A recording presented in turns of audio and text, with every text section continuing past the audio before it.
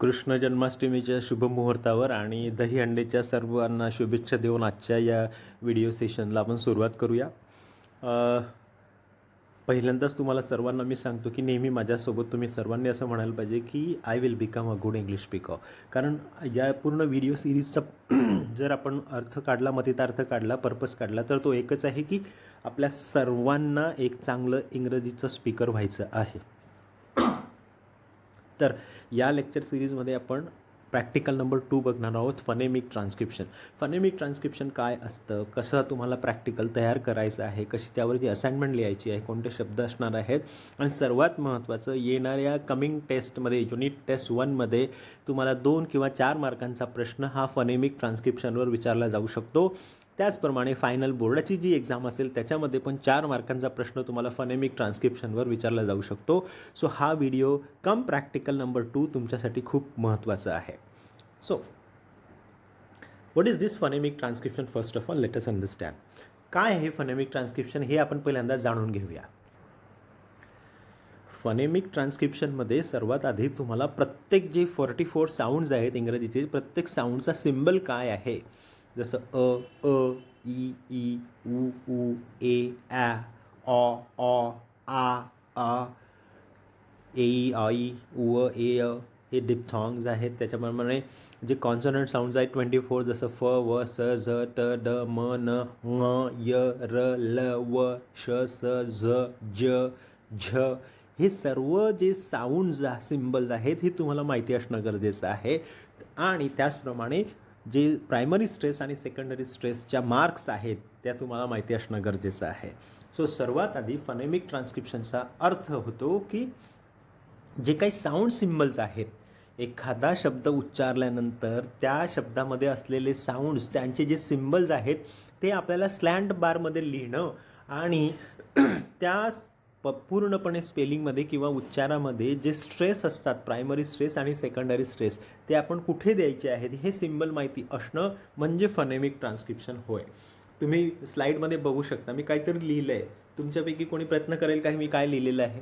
बघा, त्या स्लँट बारमध्ये जो पहिला एम दिसतोय ना, तो ॲक्च्युली एम नाही, तो म आहे. स्लँट बारमध्ये टाकल्यानंतर, 2 स्लँट बारमध्ये टाकल्यानंतर तो एम राहत नाही, तो म साऊंड होतो.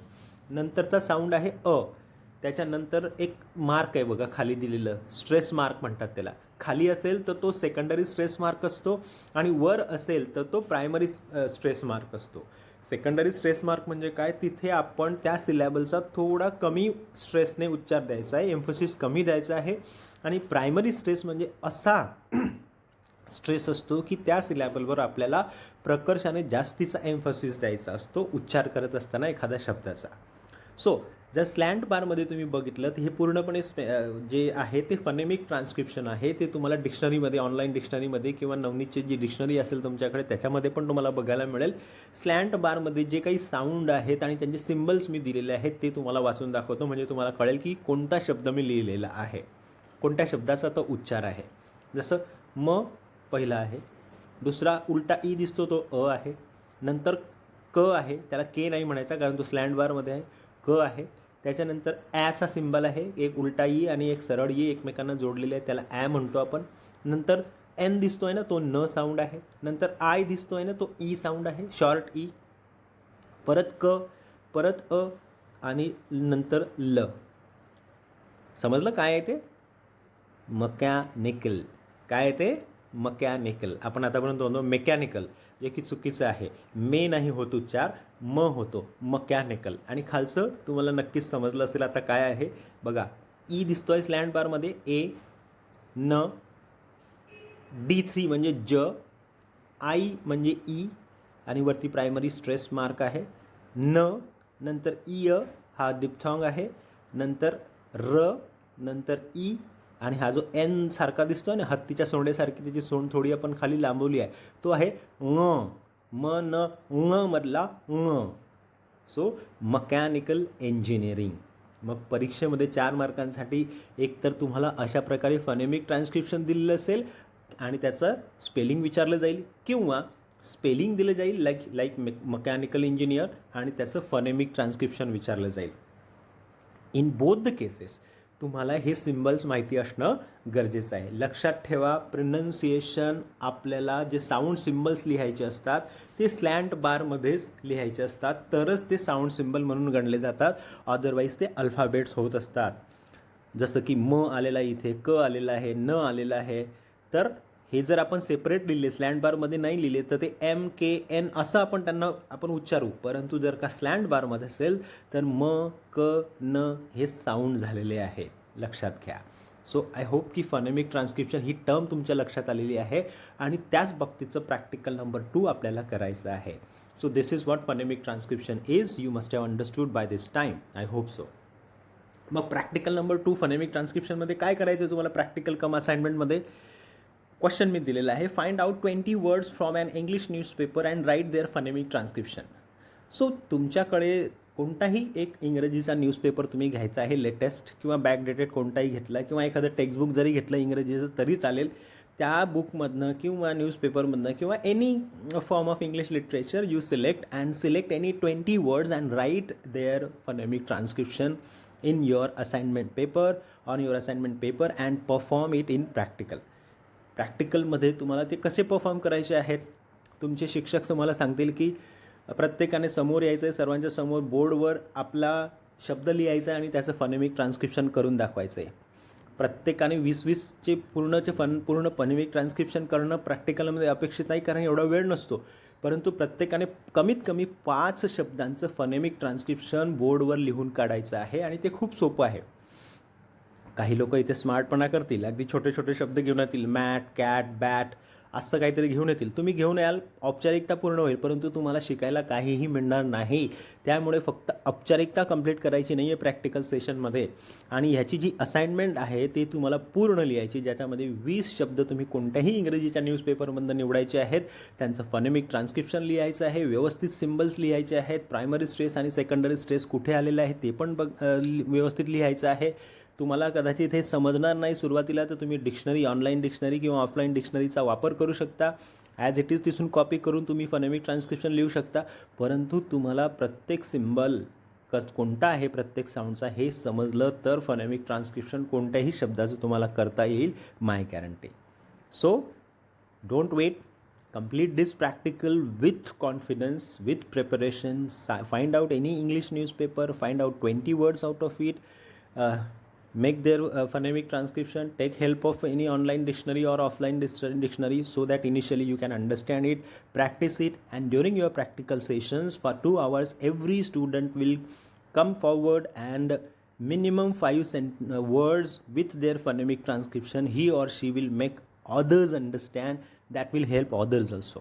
So this is what you need to do in the practical of phonemic transcription. Besides this, मी जसं सांगितलं की हा 4 मार्कांचा प्रश्न येऊ शकतो. जसं मी आता तुम्हाला काही दिलेले आहेत, हे पण तुम्ही घरी ट्राय करू शकता. महाराष्ट्रातल्या कोणत्याही कॉलेजमध्ये तुम्ही आहात हे तुम्ही ट्राय करा आणि कमेंट बॉक्समध्ये ह्याचं फॉनेमिक ट्रान्स्क्रिप्शन मला द्या. I will definitely get back to you, assess it and welcome you for the participation. जसं की prosperity, poverty, people, population, national, government, college, practical, theory, oral exam. So these are some words that I have given you.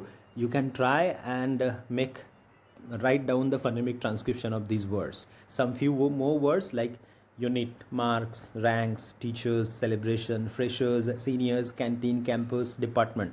हे सगळे शब्द तुमच्याशी संबंधित आहेत. तर हे आपल्याशी संबंधित शब्द जरी तुम्हाला समजायला लागले तरी तुम्हाला मजा येईल आणि फॉनेमिक ट्रान्स्क्रिप्शन करायला तुम्ही एक प्रॅक्टिस म्हणून याचा वापर करा. आणि ह्याचा वापर तुम्ही नंतर एखादा सिक्रेट मेसेज लिहिण्यासाठी पण करू शकता. लव्ह लेटर लिहिण्यासाठी करू नका, फटके खाल, कारण मला सर्व समजतं फॉनेमिक transcription.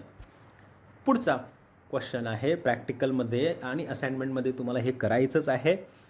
Right spellings of the following phonemic transcriptions. एक्झाममध्ये तुम्हाला एक तर फॉनेमिक ट्रान्स्क्रिप्शन दिलेलं जाईल, त्यांचं स्पेलिंग विचारलं जाईल, किंवा स्पेलिंग दिलं जाईल, त्याचं फॉनेमिक ट्रान्स्क्रिप्शन दिलं जाईल. तर प्रिव्हियस क्वेश्चन नंबर 1मध्ये आपण काय केलं, शब्द घेतले आणि त्याचं फॉनेमिक ट्रान्स्क्रिप्शन तुम्हाला करायचं आहे. वेअर ॲज इथे तुम्हाला फॉनेमिक ट्रान्स्क्रिप्शन मी देणार आहे. त्या फॉनेमिक ट्रान्स्क्रिप्शनचे शब्द तुम्ही शोधून काढायचे आहेत. आणि यामध्ये एक सिक्रेट मेसेज आहे, जर का तुम्हाला समजला तर तो लिहून पाठवा. यूट्यूबच्या कमेंट बॉक्समध्ये कमेंट करून पाठवा किंवा मला तुम्ही व्हॉट्सॲप करा. You will be most welcome. बघा, आता हे मी काहीही वाचणार नाही, मी फक्त सिम्बल्स काय आहे ते वाचतो. ई व र ई, स ट य उ ड अ न ट, खाली अ व, त्याच्या खाली ड ई प ल अ उ म अ, क ऑ ल ई ज. पुढचं बघा, मी फक्त सिम्बल वाचतोय. ई ज, फ य यू च अ, खाली अ व, खाली थ, नॉट थ, इट इज द ई ज, खालचा शब्द शेवटचा क आ न ट र ई. पुढचा शब्द आहे आ ई, पुढचा आहे व ई ल, पुढचा आहे म ए ई क, पुढचा शब्द आहे म आ ई, पुढचा शब्द आहे प ए अ र अ न ट, पुढचा शब्द आहे